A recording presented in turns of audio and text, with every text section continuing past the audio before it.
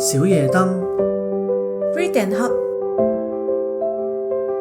香港夫妻臨瞓同你傾下偈。Hello， 大家好，歡迎收聽新一集嘅小夜燈 Read and Hub， 我係 Rebecca， 我係 Hugo。咁我哋2個禮拜冇同大家見面啦，唔知大家最近過成點呢？咁我哋點解停咗2個禮拜呢？其實都關呢個即係黃福園啦，香港黃福園大火事啦。咁好似有一種感覺係即係講咩 topic 都唔係好啱咁樣，即係開心又唔係幾好，唔開心又唔係幾好咁樣。即係我諗可能係事情啱啱發生嘅時候，大家嘅感受可能都比較大，亦都有好多資訊係陸陸續續咁樣出嚟，所以即係評論又唔係，講感受又唔係，好似都係想自己沉澱消化下，然後先至講會好啲。同埋我見到同一個又冇一個困境嘅，即係同一個諗法啦，應該係嗰啲唔同嘅 YouTube channel 啊，即係可能佢哋都平時我哋特別睇開嘅小薯茄咁先算，咁可能佢哋就會都面對咁樣嘅問題，就係即係平時個 channel 係帶一啲開心啊、歡樂俾大家，搞笑啊，係啦。咁但係呢一個 moment 發生咗咁大件事，又好似唔應該喺度嘻嘻哈哈咁樣，係啊。咁如果停咗，咁停幾耐咧？幾時先 resume back to normal 咧？係如果come back 嘅時候，咁你應該用一個乜嘢嘅方法去重新翻嚟咧？咁樣，咁佢哋嘅做法都幾好嘅，即係佢哋就先拍咗2條，即係好明顯係急住拍，即係即刻拍嘅2條片，就係講大家點樣，係一個 reels 定2個都係 reels 啊？佢有另一個就係 YouTube 片嚟嘅，不過都係比較短嘅影片咯。咁就係分別講緊一啲即係人面對一啲唔開心啊，或者係一啲傷痛嘅時候，咁你咧就要去深呼吸啊，點樣調整自己啊，即係呢一樣嘢咯。點樣照顧自己嘅情緒啦？係啦。咁所以佢哋就用咁嘅方法去翻嚟啦，重新 upload 翻啲片咁樣啦。咁我就喺度諗緊，即係嗰個即係大家面對呢件咁大嘅事情嘅時候，好似開心又或者歡樂咧，係唔應該繼續嘅。有一種罪疚感咁嘅可能會。係啦。咁呢種罪疚感我哋都可能好熟悉啦。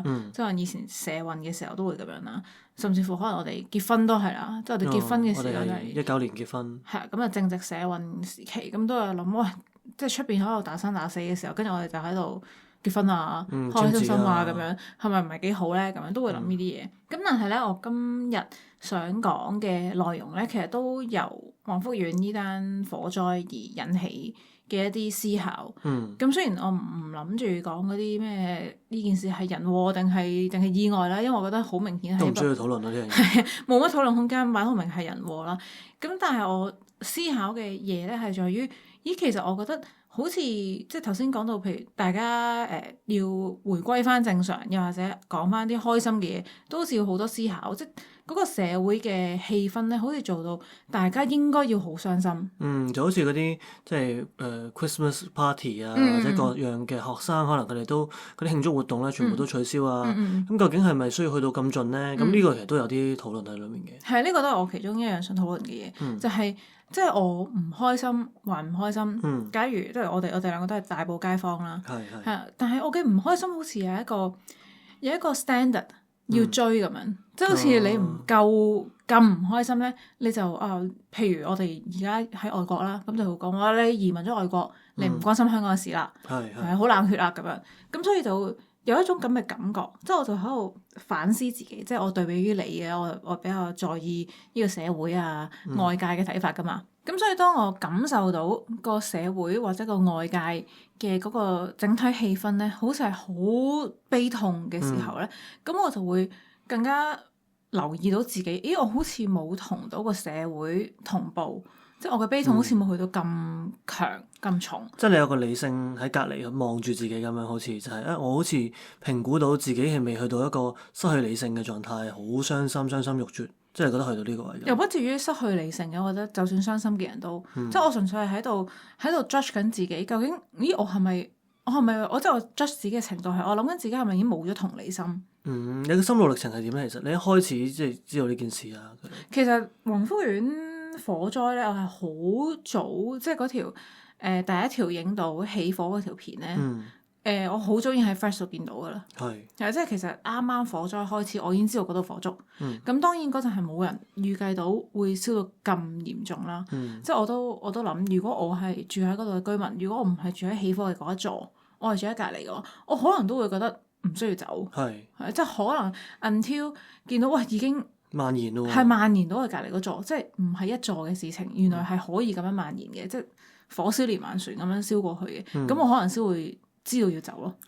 咁但係 touch wood，如果我係就係住喺隔離嗰棟，就係可能太遲啦，已經係咁就可能已經太遲。咁所以一開頭睇到嗰條起火嘅嗰個源頭嗰條片嘅時候咧，我都係而屋企咁啱嗰段時間同我講阿妹雲福苑火災喎，咁樣即係火燭喎咁樣啦。跟住我都係純粹係認佢我知我見到咁樣，即係冇諗過咁大件事。咁到後期就係真係燒咗好多棟啦，即係好滔天大火咁樣。即係一個好大部人一定好熟悉嘅一個屋苑，因為每一次喺九龍新界唔係九龍港島返新界嘅時候，只要你行吐露港公路就一定會見到宏福苑嘅嗰個畫面變到燒黑晒啊，全部都係火嘅時候，跟住我就覺得我都係冇一種好傷心嘅感覺。我記得嗰陣同你講就係話，我係幾時會 feel 到原來我自己仲係有同理心嘅，就係見到嗰啲災民嘅訪問片段。咁的確，你見到建築物見到火嘅時候，同埋你見到人係兩回事嘅。因為你即係當然可能可以通過嗰啲畫面，你去想像到裡面嘅人嘅痛苦。但係真係見到人與人之間嗰個共鳴，其實先至係即係共情嘅佢嗰個本質嚟嘅。即係我純粹係喺度 judge 緊自己。咦，其實你見到咁大嘅一場火，你知道入邊一定有人命傷亡噶嘛？咁點解見到場火嘅時候，即係呢個咁合理嘅推斷，而呢個推斷就係入邊一定有人已經過身，或者陷入咗火海，而佢哋一定係好驚恐，係好傷好驚、好不安、好無助。咁但係呢一個咁合理嘅推論，即使我喺冇見到人受訪嘅時候，其實我應該都要諗到噶嘛。而我係諗到嘅喎，但係諗到嘅時候，但係我冇因為咁而產生到情緒，所以呢個唯一又會令我喺度懷疑自己嘅情緒係咪出現咗咩問題啊？又或者我嘅共情能力係咪而家變到好低啊？咁樣，咁所以我就喺度諗呢樣嘢，即係所以 overall 嚟講，我就係覺得嗰個我 judge 自己嘅嗰個心路歷程就係，即係我好似見到一單擺到明係好慘嘅事情發生咗，但係我去到見到人接受訪問，譬如講係自己屋企人喺入邊受困，揾唔到、聯絡唔到，諸如此類嘅時候，我先至有嗰個情緒 check 到出嚟。咁所以我就喺度諗，咦，我係去到咁樣我先有情緒，而仲要好似網絡上又好或者成鋪天蓋地，大家都係一個好傷心嘅一個氣氛嘅時候，係一個狀態嘅時候，我又覺得好似冇去到咁傷心。咁所以我就喺度質疑自己。係咪好冷血咧？係咪真係好似啲人講話即係移居咗外地啦，香港嘅事已經好遠啦，所以冇咗嗰種傷心嘅情緒。我覺得聽你講，你首先要強調翻，你唔係傷心啫，但係其實你唔係冇任何情緒噶嘛，即係你都有憤怒，你覺得呢度點搞錯啊？點解會搞成咁㗎？所以即係如果你去諗你嘅情緒嘅時候，我覺得人可能有好多唔同嘅情緒，好多唔同嘅面向噶嘛。咁所以例如我自己都係，其實即係你話睇一個事件，例如好多時候都有唔同地方嘅地震啊、天災啊，咁其實我哋係咪真係可以所有都共情到咧？其實我哋做唔到啦。有啲可能近少少嚟香港嘅，甚至乎大埔嘅，我哋可能會即係有多少少感受。但係我自己都係一樣嘅，就係即係嗰個心路歷程就係去到真係見到人，甚至乎即係我身邊嘅朋友或者我識嘅人，都受到牽連嘅時候咧，我嗰個情緒先至會出到嚟嘅。我覺得呢樣嘢都好正常啊，其實都唔係一個話咁唔共情能力嘅問題咧。其實由你把口同我講嘅共情能力冇問題，呢件事本身已經我共情能力都好強嘅喎。係咁，但係因為其他人可能唔知啊嘛，即係我成日都講，因為對外嘅時候個形象好似係我係情緒化啲，你係即係情緒比較平穩一啲。可能係嘅。但係其實事實上可能係你嘅共情能力強過我都未定嘅，咁所以你喺度同我講喺度唔係你嘅共情能力冇問題嘅時候，跟住我就覺得呢件事唔知一啲可能其他識我哋嘅朋友唔知聽到會唔會覺得有啲搞笑啦呢件事。咁頭先你都提到一個 point 就係我覺得自己即係我分析翻自己啊嘅時候，我覺得自己最大嗰個情緒的而且確唔係傷心，而喺憤怒嗰度。即係憤怒嗰個位係在於你知道宏福苑啲居民其實係已經做晒佢哋可以做嘅所有嘢，去阻止呢一件事發生。咁但係最後呢件事仍然發生咗，而跟住受影響嘅亦都係佢哋。即係呢件事好香港嘅嘅一個反應，其實係即係就係香港人可能做咗好多嘢去阻止社會變得譬如專制，變得獨裁，冇自由，變得倒退。咁但係我哋做咗好多嘢之後，仍然係失敗咗。即係我哋已經預示到嗰個結果，就係如果我哋唔阻止嘅話咧，佢最終就會邁向一個好差嘅結果啦。我哋做咗努力，但係佢都係阻止唔到。咁呢樣嘢就更加心痛。我哋好似即係見住一個火車向住一個懸崖衝落去，但我哋阻止唔到。係啦，類似係咁樣嘅感覺。所以可能呢一個位令我有嘅感受更加深。對比起死咗好多人好慘，因為我又有再諗嘅。係點樣咧？即係我因為喺度思考緊自己有冇問題啊嘛，咁所以我就係咁同自己喺度內在嘅對話啦，喺度諗緊自己嘅情緒係乜嘢，點解有咁嘅情緒，或者即係咁嘅情緒究竟好定唔好之類。因為我覺得咧，傷心咧係即係雖然咁講好似係冇用嘅。係啊，點解你知我想講？我知你啦，因為你成日都要咁樣諗嘢噶嘛。係啊，即係我唔知咁樣聽到會唔會好冷血啦，但我真係覺得傷心係我唔係話傷心係錯。因為唔係我選擇噶嘛，即係傷心係一種由衷而發嘅一種情緒，一種觸動。咁我嗰下傷心就係傷心噶啦。咁但係我的而且確係覺得傷心係冇用嘅。即係你會比較實務啲去諗，就係點樣可以令件事往後做得更加好。係啊。咁所以憤怒其實某程度上咧係有用啲嘅，因為你憤怒其實會 call for action，你會可能會反抗啊，你可能會即係有多啲警惕啊。但係傷心可能唔係呢一樣嘢咯。係啊，即係我覺得傷心就係我當下好傷心 feel 喊完一輪咁樣，跟住我宣泄咗個情緒啦，我過咗路嘅傷心。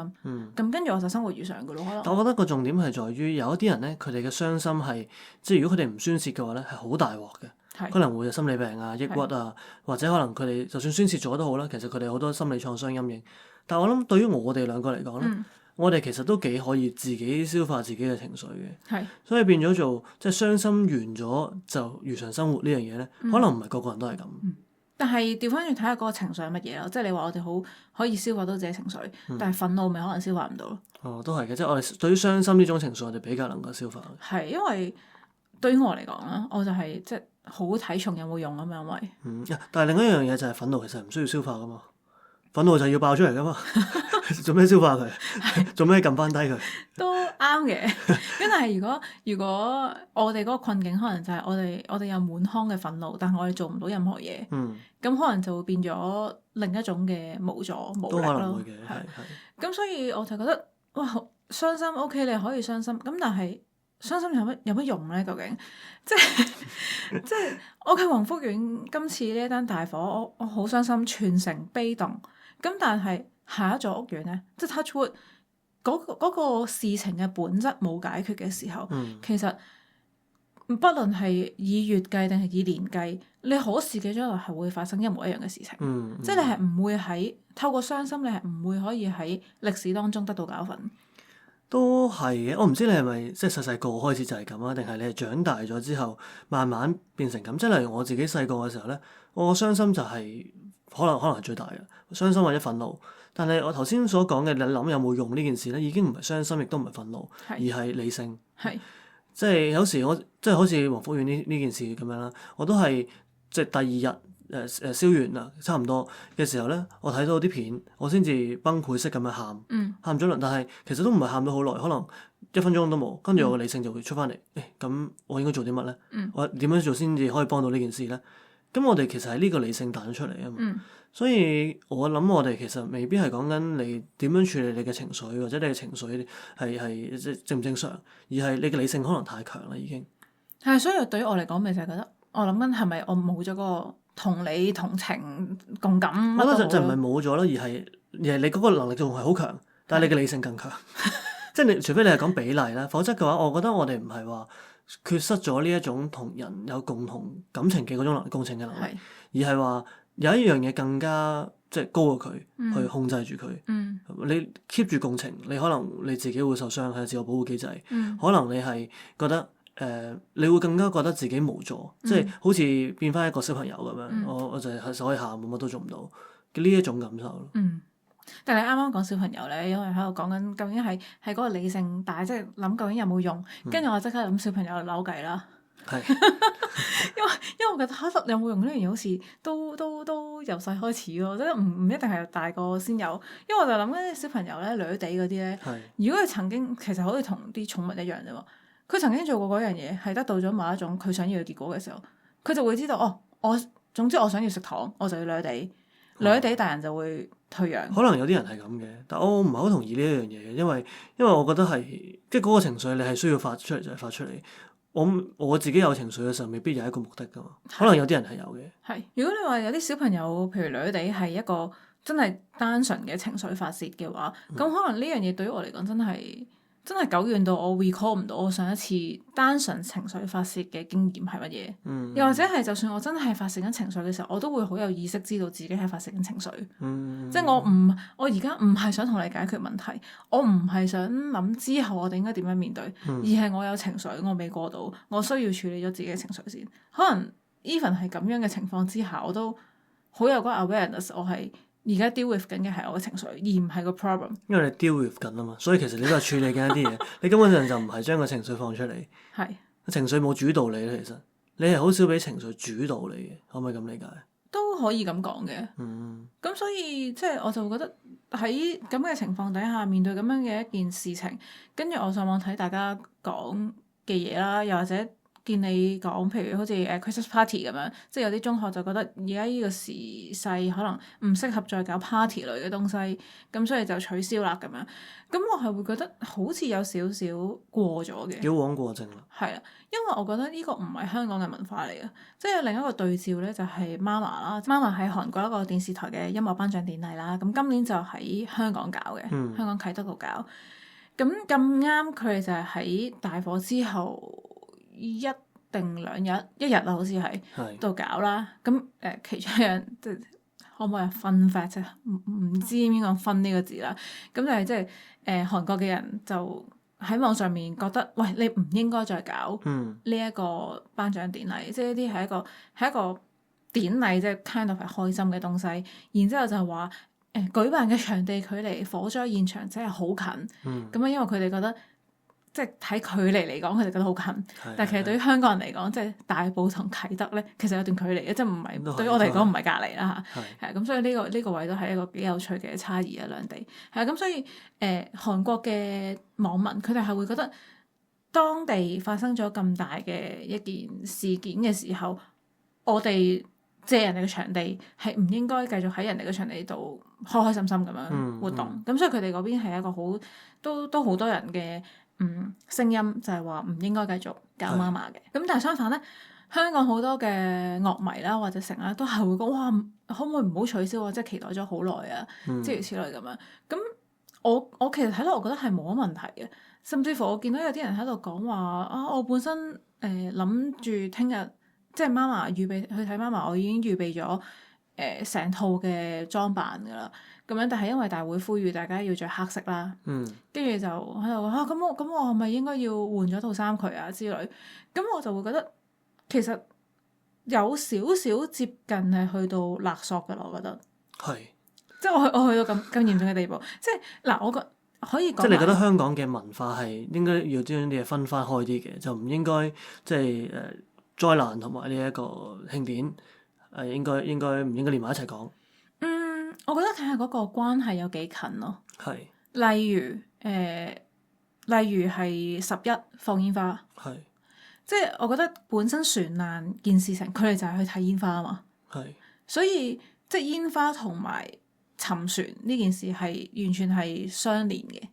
咁我就覺得，當你船難嘅真相都未調查出嚟，未還翻一個即係公道俾死者嘅時候。咁你繼續喺人哋嘅死忌當日就喺度放煙花慶祝，咁呢件事我覺得係唔應該嘅。咁但係可能對於我嚟講，火災一個屋苑嘅火災同埋一個韓國嘅音樂頒獎典禮之間個關係冇去到咁緊密，即係而家唔係成個香港合作嘅火災啊嘛。即係I mean，老實講，我哋對於我會思考嘅係點解我哋覺得宏福苑火災係一件事，係因為我哋住喺大埔嘛。但係咪淨係咁樣咧？即係例如喺英國嘅人都會覺得呢個係一件事嚟。我就可能好多人都覺得係。我都覺得好神奇嘅呢件事。係。即係調翻轉你你叫我問心嗰句，如果我今日仲喺香港，然之後你同我講話英國某一條村落發生火災，我係唔會覺得有好大嘅一件事。但係如果去到一個咁嚴重嘅火災咧，即係嚴重，即係好似911咁樣。係。咁911大家都覺得係大事啦，應該。但係你911嗰陣會唔會覺得我返學都唔應該少？因為遠在美國嘅。唔會啊，就係我嗰陣時，我仲好記得嗰一日，我老師入到嚟就係話嗰日佢係佢生日嚟嘅，但佢唔會再慶祝，因為911。所以我哋嗰日全班我都記得係好哀傷嘅情景，因為嗰個係一個即係人道嘅災難咁樣，我會覺得。我可能係覺得震撼咯。係。即係你諗下，喺香港其實咁多年以嚟冇乜幾多嘅事情，係真係會受到因為悲傷，因為係一個發生一啲意外又好乜都好啦嚇嘅事情而完全取消，或者大家覺得呢個都係的確係你可以話係香港嘅做法，即係要馬照跑，舞照跳，即係嗰個社會係要咁樣運作，返工係要繼續返嘅。即係呢一啲你可以話係香港嘅一啲特色嘅做法嚟嘅。因為我點解會有少少唔舒服，係因為我感受到嗰種，就算你冇情緒冇受影響都好，你都要扮到你受影響。呢樣嘢係我唔認同嘅。即係你可以，譬如好似我咁，我就會思考點解個社會好似成個氣氛係令我覺得我應該比而家有嘅狀態更加唔開心。點解我冇咁唔開心呢？咁跟住再加埋一步就係，其實我好似應該要 feel ashamed of 呢樣嘢。就係我係咪好冷血？我係咪好冇人性？點解發生咗咁大個火災，但係我冇咁唔開心？係點解我只係少少唔開心？我都明你呢一個諗法嘅，即係如果個社會好似要所有人都唔開心，甚至乎要有少少又唔係鬥慘嘅，但係即係一定要去到某一個程度嘅唔開心，其實係可能會令到個社會更加難復原，大家人嘅情緒就會更加一路低沉落去，唔知道幾時先可以上返嚟。呢個都幾同意。但係另一樣嘢我自己會諗就係，即係你話好似我冇咁唔開心，但我都要扮唔開心。我覺得未必係扮，我未必會用咁樣去形容，即係就好似去喪禮咁樣，即係你其實可能同嗰個人唔係真係咁熟，可能你唔係真係咁傷心，但係你見到佢嘅親屬咁傷心嘅時候，你都會起碼做到某一個 standard 嘅哀傷出嚟，即係我覺得係呢一種嘅互動咯。所以你話會唔會大家唔想去搞啲Christmas party 啊，或者唔想搞啲慶典？我覺得呢樣嘢都唔係話一個完全唔合理嘅表現嚟嘅，咁但係最好當然就係每一個人自己決定佢點樣做，就唔好叫人哋做。咁我諗呢個會好啲。咁但係你都話就係每個人嗰條線有啲唔同，有啲人可能覺得好直接相關，或者佢哋覺得係好嚴重嘅事件喎。咁所以咧就即係想所有嘢都停。有啲人覺得冇咁關事喎，咁但係關唔關事呢樣嘢就好睇人嘅自己嘅判斷咯。因為社會共識冇咁強啦嘛。即係以前我哋就係例如一個禮啊，咁呢個禮就係大家係有一個社會共識，甚至乎你違反嘅話咧，你可能喺個社會會俾一啲懲罰你嘅。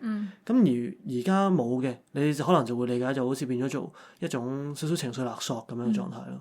就可能係冇咗呢個所謂禮嘅 system 咯。即係假如果香港係有將啲災難分咗唔同嘅 grade，跟住去到乜嘢 grade 咧就屬於國殤咁先算。咁國殤期間咧就全民都要下半旗致哀啊，跟住幾多日之內，甚至乎係唔可以聽歌咁諸如此類啦嚇。咁我覺得都合理嘅。都合理嘅。我覺得合理啊，即係如果有個 standard 喺度嘅話。個問題而家就係冇 standard 啊嘛，即係而家就變咗好似有啲。你話譬如大埔區嘅學校，譬如我自己讀嗰間小學啦，就係 exactly 喺宏福苑隔離。咁你話如果佢哋即係我睇翻學校通告就有54個師弟妹屋企受影響啦。咁你話佢哋咁多人受影響嘅時候，跟住我哋 Christmas party 會繼續啊咁樣，咁我就覺得呢件事係匪夷所思嘅，因為好近。而 exactly 真係有人係受到影響。咁但係如果你話譬如我間學校喺港島嘅，喺九龍嘅，跟住係全間學校冇任何人受到影響嘅，咁佢哋都仍然為咗覺得哇唔得，我而家係個社會都好唔開心嘅時間嘅時候，咁咪就一齊唔好搞 Christmas party 啦。咁正如我都見到有宏福苑嘅居民出嚟講，就話我係宏福苑嘅居民，但係我會覺得唔需要全個香港陪我哋一齊傷心。即係呢個唔係傷心，唔係你嘅，唔係其他人嘅責任。即係當傷心係一個責任嘅時候，呢件事就覺得好有啲唔舒服咯，對於我嚟講。OK。咁如果我講多少少咧，就係而我覺得最後媽媽嗰個處理方法咧，其實係非常之好嘅，我覺得。即係其實如果對比翻你講個喪禮嗰個位，就係我未必會講話，即使我同死者或者死者屋企人唔係好熟都好，我未必會話你要表達出某一個程度嘅傷心，而係我會覺得你就係有一個禮節喺度，個禮節未必係需要表達你嘅傷心，而係你唔好做一啲唔 appropriate 嘅嘢，譬如你喺人哋度。人哋喪禮度喺度飲杯啊開心咁樣，即係唔係咁樣，而係就安安靜靜咁樣，咁我就已經夠，即係未必要展示到我其實唔係好傷心，不過因為呢個係人哋嘅喪禮，咁所以我都展現出一定程度嘅傷心啦，咁樣我就未必係去到呢個位咯，即係好似媽媽最後嘅解決方法，咁就有照做啦，而跟住一出場嘅時候 MC 就帶領全場默哀5分鐘啦，咁 which 係。即係嗰陣時係全港第一場嘅默哀，就係發生喺呢個韓國嘅音樂頒獎典禮度啦。跟住同一時間，佢哋全日嘅表演就冇晒煙火表演啦。跟住全部嘅 artist 轉晒做黑色、白色衫。跟住所有關於火啊、burning 啊諸如此類嘅相關嘅歌詞即刻轉晒。咁我就覺得呢一個係一個好。已經係好好嘅一個做法。係啊。簡單啲嚟講就係唔好喺人哋傷口撒鹽。啱啊，但係其實我覺得佢就變咗已經比起你話靜靜地做自己嘢，再進多咗一步，再進多咗好多步。其實佢有致哀啦，即係佢有表達佢嘅哀傷啦。所以我反而會覺得呢一個例子咧，就係佢係有配合呢一個社會去表達嗰個哀傷。唔係喎，我覺得佢純粹係唔喺人哋傷口撒鹽啫喎。咁佢花好多功夫去做呢件事。係，佢只係花咗好多功夫先做到唔喺人哋傷口撒鹽，但係佢唔係特登講話即係我哋今日加插一場咧，就係哀悼晚會，或者咧我哋轉晒啲歌，然之後今晚唔唱任何愛情嘅歌，全部都係講生離死別，跟住我哋要喺度幫手哭喪咁，佢唔係咁啊嘛。即係我意思係，如果係今日如果放喺葬禮嘅一個例子度咁樣，我只係 let's say 譬如嗰個死者係肺癌走先算啦，跟住我就唔好喺人哋個場啦。好在我唔食煙啫。或者都叫咗大家唔好食煙㗎啦，咁樣即係你唔好咁樣做。即係我只係覺得佢其實某程度上佢只係去到呢個位。即係佢花咗好多 effort 啫嘛，即係佢改動好多。但係其實佢冇故意去表達一啲哀傷，你明唔明我意思啊？個分別喺度。即係默哀嗰啲，你覺得未必算係。默哀係一個即係你如果係喪禮，可能就係你就去裝支香或者祈個禱咁樣咯。就唔係一種哇好傷心啊！點解你哋發生啲咁慘嘅事？即係你係唔想要一個咁強烈嘅情緒啫。即係你唔係覺得佢冇致哀呢樣嘢，其實致哀呢樣嘢佢有啊。即係你覺得佢冇好強烈，所以你係 appreciate 佢呢樣嘢。係咯，因為佢做嘅嘢都算係一啲禮節咯，我會覺得。而唔係一種情緒嘅宣泄咯，就係。所以其實你係唔係好欣賞嗰種情緒嘅宣泄？你唔需要夾硬搞多一場活動出嚟宣泄嗰個情緒，所以例如你話要搞 Christmas party 咁樣，咁只要你唔係好開心，你可能係平平靜靜咁樣平安嘅，咁你就已經覺得 OK。但係如果你話佢要唔搞 Christmas party，然後大家一齊喊咁樣，咁就覺得唔 OK。即係就好似宏福苑嗰個居民，佢都係話你搞 Christmas party 其實係冇問題嘅，除非你話喺個 party 度你哋會 cosplay。燒傷咗或者就係火災嘅居民咁樣，咁佢哋就覺得有問題。咁其實都係喺傷口撒鹽咯。所以就係你可以繼續開心，只要你唔好用人哋嘅傷痛嚟抽水或者嚟開玩笑。其實我覺得係冇問題。Instead of 成個社會一齊，大家發生咁嘅事喎，你唔係冇唔開心係嘛？個個都應該唔開心喎，點解你唔係唔開心嘅咁樣？我覺得呢個係即係兩個層面嘅嘢啦，即係一個層面你講呢個係啱嘅，即係重視每個人之間嘅差異，然後每個人有自己嘅情緒，我哋用翻自己適當嘅方法去抒發，然後咧就唔好去冒犯到其他人。即係呢一個係好現代，亦都好正確嘅，我覺得。即係可能我想像嘅嗰種古代啲或者傳統啲嘅嗰種諗法就係。當一個社會面對一個傷心嘅事，例如有人死或者可能有災難嘅時候咧，大家一齊致哀，或者大家一齊停止咗一啲享樂嘅活動。其實呢一個都係一種教育嚟㗎嘛。其實係令大家知道，喺呢啲環境之下，其實我哋係會哀傷。其實情感都係需要教育嘅，有時即係呢個可能我唔知你覺得自唔自然啦。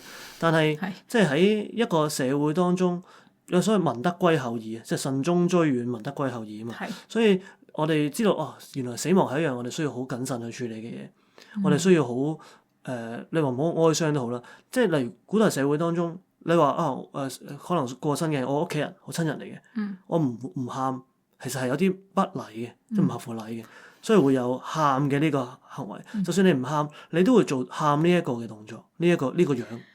即係呢個你會可能唔中意啦，我估計你會唔中意。係我就係唔中意，因為我唔知你講到呢個位，我唔知關唔關我又係所謂偏莊子多啲咁。係即係我覺得生老病死係一樣。係所以死係只係其中一個人生嘅階段。如果你話你嘅屋企人過世，你係應該傷心，呢個應該我覺得係好唔應該。OK， 即係我面對一件事情嘅時候，我應該要有啲乜嘢情緒，我應該有啲乜嘢反應。呢樣嘢我唔係好認同咯。即係個情緒係一樣好由衷、自發、自然嘅東西嘅時候，咁如果你嘅親人死咗，你應該要係傷心。呢樣嘢係可以成立嘅，係合理嘅，係應該教導嘅。咁點解？譬如金正恩生病，金正恩死，咁全國就應該係哀悼啦、哀傷啦，因為我哋偉大嘅領袖咧就。即係講喺北韓裡面，係偉大嘅領袖死，咁我哋應該要哀傷。咁點解呢樣嘢有問題咧？係點解我哋話升國旗嘅時候咧，就要諗到過去咁多年嘅歷史，咁多人嘅死難，先至可以得到我哋今日呢個咁繁盛嘅國家。咁所以見到國旗嘅時候咧，就要聞歌而哭咁樣。咁點解呢樣嘢有問題咧？個重點就係在於，因為呢啲情緒應係由衷而發噶嘛。唔應該係被要求同被教導而成噶咯。所以你對於情緒嘅嗰個思考，其實你係覺得所有嘢都係偏向個人嘅。所以例如小朋友，我見到我想要玩具，咁我嬲咯，咁啊，即係或者我想要你唔俾我發嬲咯。其實你唔應該去限制佢嘅情緒喎。你應該係因為呢個情緒係自然而發噶嘛。都可以咁講嘅。咁但如果係咁嘅話，個社會嘅運作，即係個人係莊子咁，佢個人嘅絕對冇問題啦。但係莊子唔會可以營運到一個社會咯，因為如果每個人之間對同一事嘅情緒好唔一樣，可以好大嘅落差嘅時候咧，其實會造成好大嘅衝突。例如同一件事，如果你同一個社群當中有啲人好開心，有啲人好嬲，有啲人好唔開心，可能會打交。唔係，因為咧，譬如小朋友嗰個例子啊，我就覺得我教佢嘅唔係在於你唔應該嬲。而係在於呢件玩具你想要，但係父母唔一定要買俾你。你可以因此而嬲，但係唔會改變到你想要呢件玩具，父母唔一定買俾你。你可能要通過一啲努力，或者你要一啲付出，先至會換到呢件禮物。即係佢哋只係同佢講你呢個行為係唔啱嘅，但係你呢個情緒咧就係冇問題嘅。你想講嘅係咁。係咯，而當佢接受到或者意識到，我呢個行為係有問題嘅時候，佢自然就唔會有呢個情緒咯。咁其實你都用另一種方法限制緊佢情緒啫嘛，即係如果係咁理解嘅話，例如 Christmas party，你開心冇問題，咁但係你唔好搞 party 咯，我限制你嘅行為，咁你自然你開心呢個情緒就會減少咗噶啦。你應該頭先我聽理解應該係你行為都唔限制佢噶嘛，即係 party 你可以照搞，開心你可以照開心，應該係行為同埋情緒都係個人噶嘛，自由噶嘛。我覺得係有條底線啫，純粹係就係可能每個人條線唔同，你條線可能畫得比較。我唔知叫高啲定低啲，咪就係唔好用人哋嘅苦難嚟去開玩笑咯。係咯，所以你話小朋友冇自己想要嘅嘢，跟住就唔開心，咁佢嬲，其實呢件事係真係冇問題，我覺得。係啊。係咯，咁你扭計咪扭計咯。咁佢例如佢搶人玩具咁就唔得啦，因為呢個行為有問題啦。係咯。但係佢見到人哋有好妒忌、好嬲，我點解屋企都俾唔到我，好唔開心。其實呢種情緒可能係冇問題嘅，都係冇問題㗎，啱啊。而因為有問題嘅係背後嘅 mindset 啊嘛，背後嘅思維啊嘛，係咁，所以我先至會一路喺度諗緊，即係我唔係停留喺反思自己唔係咁唔開心呢個情緒，呢個情緒有冇問題，我唔係反思緊呢樣嘢嘛，然後反思緊背後就係我係咪冇咗共情能力，又或者我反思背後就係其實我真係有嘅情緒係乜嘢？我點解有呢個情緒？我嗰啲原因有冇問題？譬如我係憤怒大過傷心嘅，我憤怒大過傷心有冇問題？我覺得冇問題。點解？係因為呢件事情係完全係可以被預防，亦都係可預示發生嘅。而佢最終發生咗，所以面對咁嘅情況嘅時候，我嘅憤怒大過我嘅傷心，我覺得呢樣嘢好合理，亦都冇錯。好合理冇錯。即係所以我就係唔覺得我嘅情緒有問題，而點解我情緒冇問題？因為我背後嘅邏輯都冇問題。明白。咁但係而家調翻轉就係，你而家將成個社會氛圍講到好似大家都應該要傷心嘅時候，咁其實你唔係問緊我嘅情緒有問題，亦都唔係問緊我情緒背後嘅邏輯有問題，你係話緊你而家嘅情緒有問題喎。所以其實你應該要問緊嘅就係你想搞 party 嘅人，佢背後嘅思維究竟係點樣？係啊，即係如果你嘅思維係覺得我想即係可能我就想揾啲嘢開心下嚟調劑下，令大家嘅社會氣氛都冇咁差咁，係咁，可能係 OK 嘅。可能係 OK 啊，即係你就係覺得。即係雲福苑嗰單嘢係好慘，但係我都期待咗呢個 Christmas party 成年咯喎，又或者我係 Form 6喎，已經係最後一次 Christmas party 咯，我都係想照搞，咁我覺得都係冇問題。都冇問題嘅，係。但係你話佢哋死咗咁多人，慶祝咯，佢梗係要吃分咯，我哋咁又唔關我哋事，呢個就有問題咯。所以唔係個行為本身，亦都唔係個情緒，而係究竟你背後個思維係乜嘢嘅問題，我覺得。咁除咗我個人情緒啊各樣嘅反思之外咧，咁宏福苑呢一單嘅火災喺網上面嘅討論咧，有另一個面向就係講特別係針對一啲離開咗香港嘅人啦。咁就係話有啲留喺香港嘅人就話，即係移民咗嘅人唔好攞宏福苑呢一單嚟去合理化自己移民嘅決定。係啦，咁我係覺得都幾唔認同嘅。因為我覺得合理化呢樣嘢本身係我做嘅嘢唔合理，係我需要我需要揾啲嘢去令我自己合理。但係移民呢樣嘢本身係合理嘅，我覺得。OK。係咁，所以合理化係唔識，即係唔啱咯。講多呢個字係如果你話令到移民呢個決定顯得更加正確嘅話，可能我認同嘅。即係深刻我認同嘅，因為即係除非你係冇得揀啦，或者你話調翻轉就係攞呢樣嘢嚟貶低唔移民嘅人，咁可能呢樣嘢有問題嘅。係啦。咁但係點解會有嬲，或者我點解個情緒冇，又唔係預期中嘅，或者係人哋期望中咁大？係咪真係有人期望你先？你覺得係個社會你感受上？我感受上咯，係，我都話我同你唔同咁，我係會感受個社會係點樣睇噶嘛，而唔係真係有人同我講話，我俾份問卷我，你而家幾多分係傷心啊？你得咁少分就唔得喎，唔係咁樣，咁去 judge 我，即係我就係覺得嗰個呢件事係深刻真係可以被預計到出現，即係當你一個社會都有人講啦。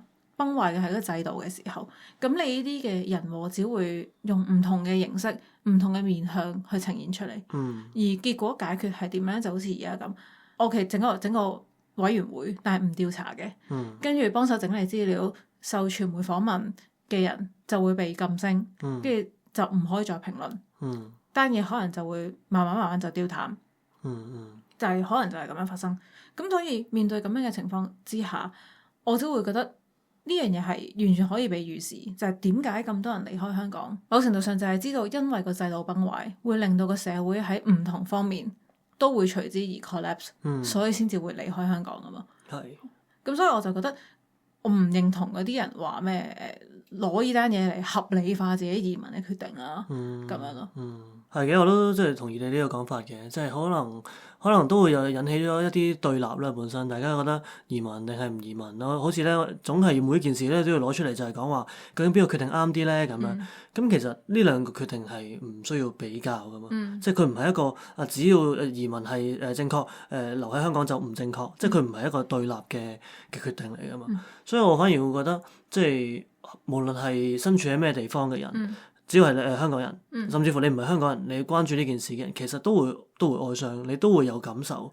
所以即係冇乜必要去分就係我係香港，我近啲，我住近你2條街，所以我就傷心就合理啲啦。我就應該咧就感受大過你嘅，其實就冇乜需要咁樣。可能每個人嘅即係感情共情嘅能力唔一樣，每個人有 connection 嘅人受牽連嘅程度亦都唔一樣。咁所以即係所有嘢可能學你話齋就係好個人嘅，其實即係每個人係同呢個火災或者同呢個災難有一個聯繫。你自己即係對得住自己，你知道自己嘅情緒係點，你好好照顧自己，其實就好足夠。你翻去我嗰個諗法，你唔需要理個社會點諗。個社會點諗其實唔係最重要。我反而係同意，即係個社會話你應該唔開心，個社會話你應該點，其實冇必要。你自己感受，你自己最清楚咩係啱，咩係錯，自己諗。可能我就係諗完之後啦，咁最後最後分享埋呢度就係，即係我哋住嘅呢度都有香港人組織搞一啲悼念嘅晚會，係即係去教堂做悼念啦。跟住我記得你同我講話你係諗住去，不過唔記得咗啊嘛。